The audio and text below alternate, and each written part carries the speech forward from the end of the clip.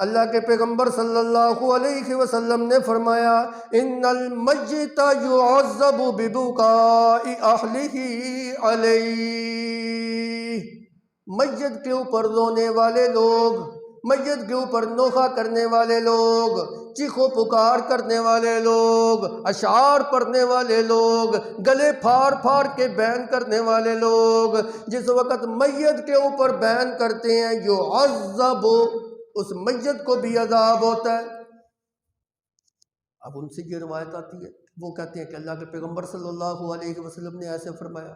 اما عائشہ صدیقہ رضی اللہ تعالی عنہ فرماتی ہیں نا نا نا نا، ایسے بات نہیں جس طرح تم بیان کر رہے ہو، اصل میں یہ ایک واقعہ کی طرف اشارہ ہے۔ اللہ کے پیغمبر صلی اللہ علیہ وسلم ایک یہودیہ عورت کے جنازے کے اوپر سے گزر رہے تھے،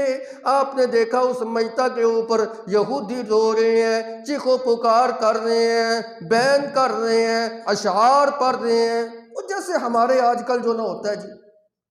کوئی مر جائے تو جناب ایسے بے صبری کا مظاہرہ ہوتا ہے اور جناب اونچی اونچی آواز سے روتی ہیں، بالخصوص عورتیں، بعض اوقات مرد بھی ہوتے ہیں۔ رونے کی ممانعت نہیں ہے، آنکھ میں آنسو آ جانے کی ممانعت نہیں ہے، غم ہے، باپ فوت ہو گیا ہے، بیٹا فوت ہو گیا، بیوی فوت ہو گئی ہے، ماں مر گئی ہے، کہ کون ہے جو غم زدہ نہیں ہوگا؟ غم کی وجہ سے آنکھ میں آنسو آ جانا یہ بے صبری نہیں ہے۔ اللہ کے پیغمبر خود جو ہے نا، ایک روایت میں آتا ہے آپ بدر کے مارکے سے تشریف لا رہے تھے، ادھر سے صحابہ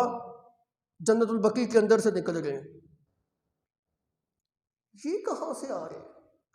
بتایا گیا یا رسول اللہ آپ کی بیٹی جو ہے نا آپ کے پیچھے وفات پا گئی ہے، ان کو اس کی تدفین کر کے آ رہے ہیں۔ اللہ کے پیغمبر صلی اللہ علیہ وسلم جنت البقیع چلے گئے، رو رو کے دعائیں کی، صحابی کہتا ہے اتنا روئے اللہ کے پیغمبر صلی اللہ علیہ وسلم کی داڑھی مبارک آنسوں سے تر ہو گئی، رو رو کے دعا کر دیں۔ آپ کے بیٹے ابراہیم کی وفات ہوئی،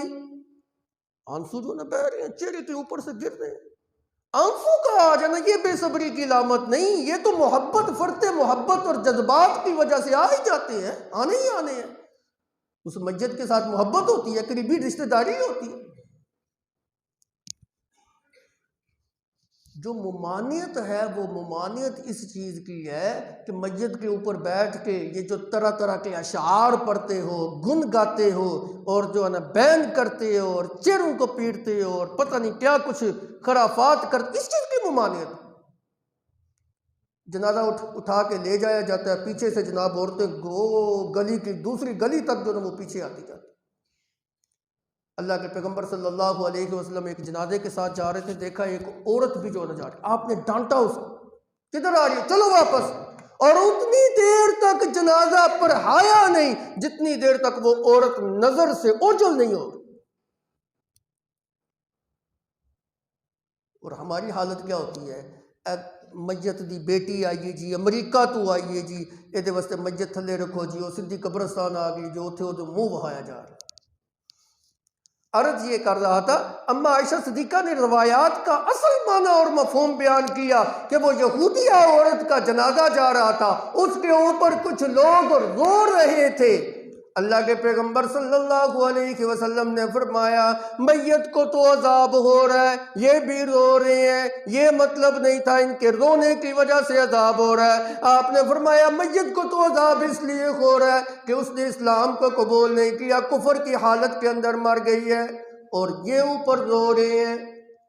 سمجھنے والے نے یہ سمجھا شاید ان کے رونے کی وجہ سے اس کو عذاب ہو رہا ہے، اور پھر اس کے اوپر اما عائشہ صدیقہ رضی اللہ تعالی عنہا نے قرآن کی آیت بطور دلیل پڑھی، فرمایا اللہ تزر وازرۃ وزر اخری، کل قیامت کا دن ہوگا کوئی کسی دوسرے کا بوجھ نہیں اٹھائے گا۔ یہ کیا بات ہوئی، رو یہ رہے ہیں، ان کے رونے کی وجہ سے اس کو عذاب ہو رہا ہے، یہ تو اللہ کے انصاف کے خلاف بات ہے کہ کسی کے عمل کی وجہ سے جو ہے نا اس کو عذاب دیا جا رہا ہے۔ ایسے نہیں ہو سکتا، کسی کا عمل، اس کا کسی کا جرم، اس کا عذاب جو ہے نا کسی دوسرے کے اوپر جو ہے نا وہ نہیں آئے گا، اور کسی کی نیکیوں کا ثواب جو ہے نا وہ کسی دوسرے کو نہیں ملے گا، کرنے والے کو ہی ملے گا۔ وَإِن تَدْعُ مُثْقَلَةٌ إِلَىٰ حِمْلِهَا لَا يُحْمَلُ مِنْهُ شَيْءٌ وَلَوْ كَانَ ذَا قُرْبَىٰ۔ اللہ کہتے ہیں کل قیامت کا دن ہوگا، قیامت کے دن کوئی بندہ اگر بلائے نا کسی اپنے قریبی رشتہ دار کو، وَلَوْ كَانَ ذَا قُرْبَىٰ، اگر قریبی رشتہ دار کو بھی بلا کے یہ کہے آؤ بھائی میرا بوجھ اٹھاؤ، میرے گناہوں کا بوجھ تم اٹھا لو، لا يُحْمَلْ مِنْهُ شَيْءٌ، تو کوئی اس کا بوجھ نہیں اٹھائے گا۔ وَلَوْ كَانَ ذَا قُرْبَىٰ، سمجھانے کی خاطر معنی کر رہا ہوں، اس وقت کی کیفیت یہ ہوگی، میرا باپ جہنم کے اندر چلا جائے، میری ماں جہنم کے اندر چلی جائے، میری بیوی بچے جہنم کے اندر چلے جائیں، آج کبھی ایسا ہو جائے میں بچ جاؤں، اس وقت کی کیفیت تو یہ ہوگی، میرے سارے رشتہ دار جہنم میں چلے جائیں، مجھے کوئی پرواہ نہیں ہے، میں بچ جاؤں بس۔ یہ دنیا کے اندر جو ہے نا والدین کہتے ہیں اللہ میری عمر میں بھی میرے بچیاں نو لگ جائے، یہ دنیا کی باتیں ہیں، اوتھے نہیں ہیں جو نا، ادھر تو نفسا نفسی کا دور، میں بچ جا بس، میں جڑا بچ جا دوجے پاوے جنم میں۔ یہ کیسے ہو سکتا ہے کہ کوئی روئے اور اس کا عذاب جو نا اس کو دیا جائے؟ یہ تو قرآن کی بھی منافی بات ہے، اللہ تزر وازرۃ وزر اخری۔ اما عائشہ نے کیسی اس روایت کی تشریح کر دی کہ وہ یہودیہ عورت تھی، اس کو عذاب جو ہو رہا تھا ان کے رونے کی وجہ سے نہیں ہو رہا تھا بلکہ اپنے کفر کی وجہ سے ہو رہا تھا،